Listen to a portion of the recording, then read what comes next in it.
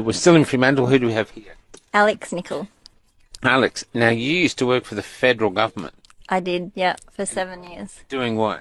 I was policy advisor for a Liberal Party senator. Okay. And tell you were saying about you working with the windmills? Yeah, so the area that I was working in was renewable energy. And basically, it was my job to uncover a lot of the stuff that was going on with the Renewable Energy Act, which was put in 2002 under the Howard government. So that was the Liberal Party put the act in place, and I was looking at the mess that it had created.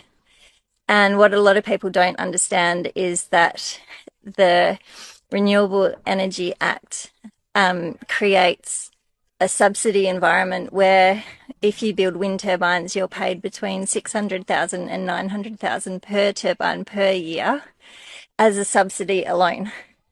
Well, if it's on your property. No. So what happens is the wind company comes in and leases, they pay a lease to the farmer to build the wind turbines, and that in effect makes sure that the farmer is still liable for the turbine. Okay. And they pay a lease of $12,000 a year, usually. And the company gets paid between $600,000 and $900,000 per turbine per year. So they pay $12,000 to the farmer, but they get $600,000 Exactly. per turbine. Yeah. Which is a big incentive to put in turbines. Yeah, and the landowner takes the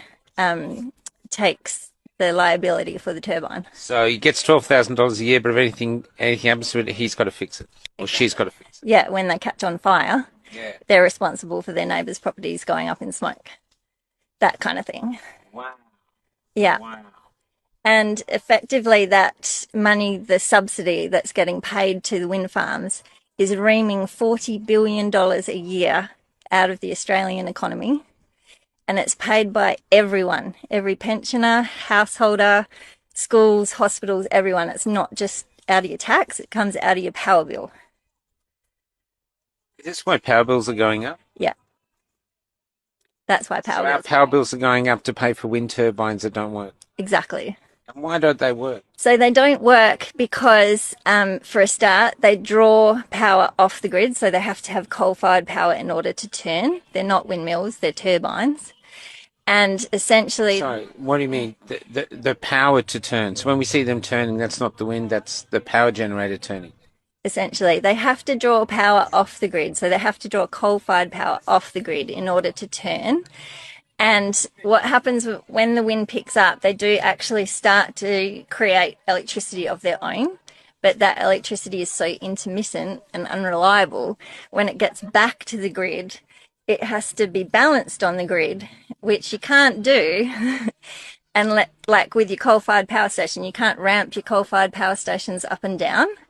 So the coal-fired power station stays at the same level because it takes 24 to 48 hours for them to get up to heat anyway. And they just let off steam as the wind comes onto the grid. So there's absolutely nothing about them that works apart from reaming that amount of money out of the Australian economy, and it's going offshore. That money's going offshore.